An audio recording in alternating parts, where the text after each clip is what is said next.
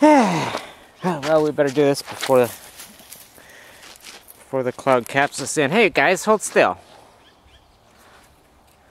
Okay. Here we go. We're Thursday afternoon, April 21st. We should be able to get out here in time. We've got a little bit of a CME coming in at the side, and we are going into a coronal hole curtain. Quite a long one. It probably lasts 3 days, 4 days, so it'll be a game changer on anything that comes from 1191, 93 group over the next day or so until it turns out of out of the danger zone. And we got some new upcoming too, 1195, 98 I believe it is. That seemed to be pretty active. They in fact let off a C class, but that should fall wide and short of us. But again, the spread out. Oh, and of course we have the Linid meteorite shower. That wake up early this morning before the sun comes up and look towards Vegas. Not 25 light years out at Vegas, but look just southwest of Vegas there.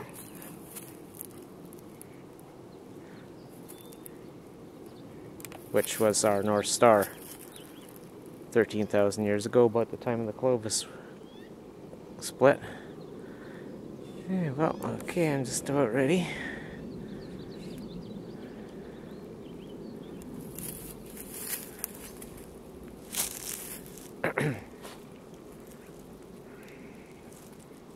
Let's go.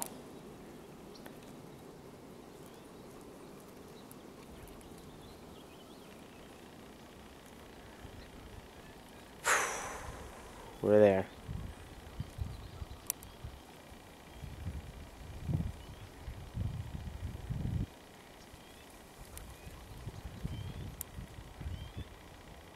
I'm probably along about late Saturday evening or so. We'll be into a very large stream, so anything that comes out of 1195 at that time, 1198 group, well, can enhance the whole works. So let's just go back down to Earth before it closes up.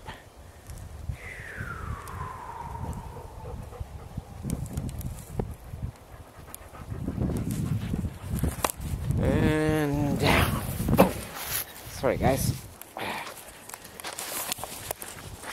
Yeah, so just to give you guys, I've been trying to find a little time to reply to your attempts to learn about Comet Ellen, or Al Ellenin, after the guy that found it. That's coming in soon, and there's this fall. You're all getting pretty worked up over it, which is fine. I mean, that's part of the thrill, I guess. What Hollywood can't do for us anymore, we have to do for ourselves. Kind of like masturbation if you can single too long. Okay, so yeah, let's get back on it there. So comet comparisons, a lot of you have been concerned about that. Oh, maybe it's a super heavy, a brown dwarf, or maybe it's a, well, obviously you would have known if it was a black hole itself. Long before it was like 1 light year out, when it would have penetrated the sun's heliosphere, which is just not unlike our atmosphere here on Earth. You'd know about it. The heavens roll back when that kind of thing even gets within light years. Got a little whiles to wait there. So again, about the only thing about these unknown, undescribed comets, because we haven't spent the money and done our work, is well, what comes off of them. Even an asteroid core that's, wherever it's been, what comes off of it. Well, that can definitely have a effect with the stellar weather, whatever energy the sun's putting out. And, hey guys, let's go down here. Guys! Cindy! Like hanging a big electrical, a big streak of silver nitrate trailing a rocket exhaust, or a big strand of wire out a taser. That's kind of what it's like, only, you know, between the sun and Earth. If it's going through a charged medium such as a CME, you know, you get the two comets passing in the fall here. One of them was Eleanor. I don't recall the other one offhand. Well, let's say it's shedding whatever material into that plasma arc in their close flyby of Earth, and the tails remain for a long time. Well, there you can have an effect, a super flare effect, shall we call it, for want of a better term to make up on this moment. You know, which, as most mainstream astrogeologies are combining and saying, well, yeah, there is a drastic influence on the charging up the Earth and the charge differential. There is earthquake potential in solar activity. There's definitely a connection, which is all enhanced with alignments. Everything all adds up. The biggest one being, again, you can have that plasma connect when you get alignments, which are, or conjunctures of close by planets, that if they all happen to be going through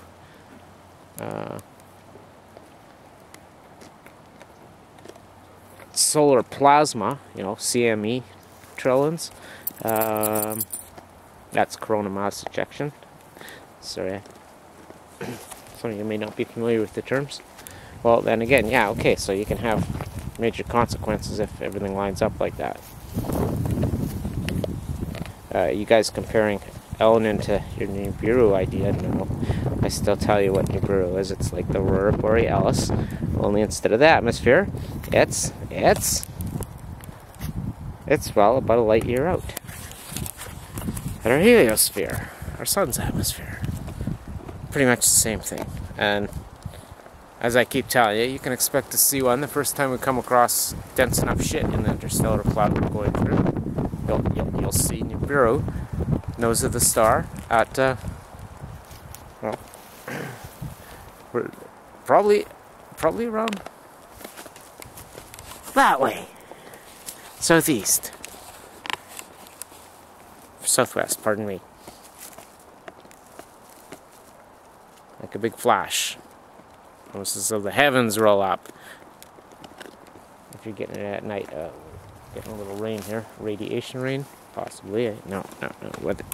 We're not in this wind stream, jet stream today. Well, okay, I'm close enough.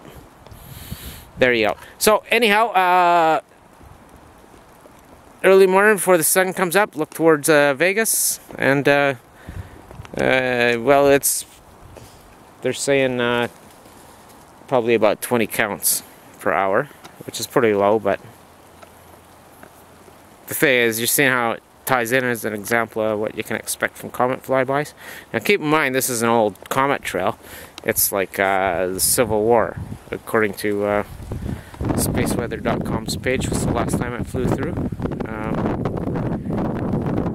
Pardon me, that was off of WikiLeaks. But there you go. 8 years ago or whatever, we were at 90 counts passing through the same old comet trail, which travel with us in our heliosphere through space. And yes, of course, it can all be influenced. This particular case, it's grains of whatever ablated, whatever wore off of the comet when it got in close enough to start plasma arcing and solar-induced heating and whatnot, and boiling off. Well, it's this. I now have a little bit of a rain phobia, you know. Twice burned in the same month from radioactive rain. So I'm just gonna cut it short here, and we'll talk to you later. Maybe I'll annotate in the rest of the information I'd hoped to get you guys thinking about. Bye bye. Here, say goodbye to the dogs. Bye, dogs. Hey guys. Right, Cindy. Sandy's got the big bone today. It all works. Well, it all works out. Except for that thing about the fallen star particles in the rain.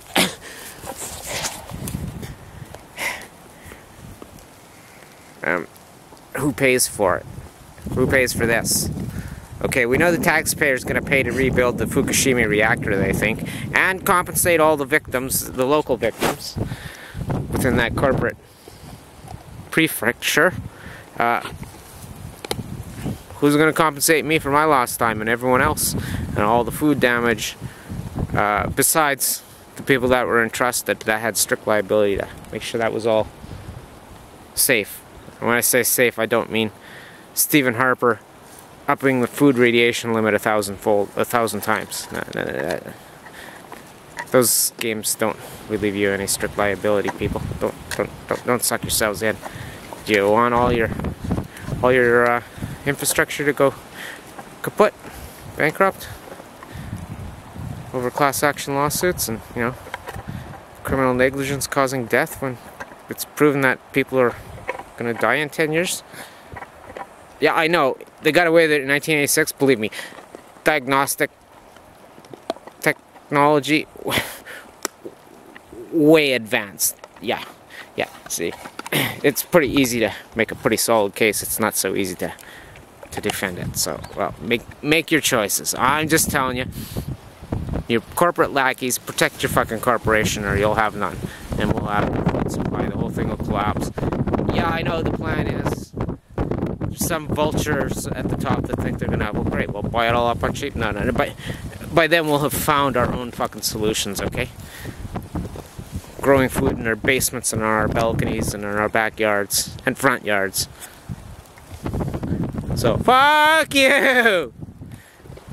Get with it.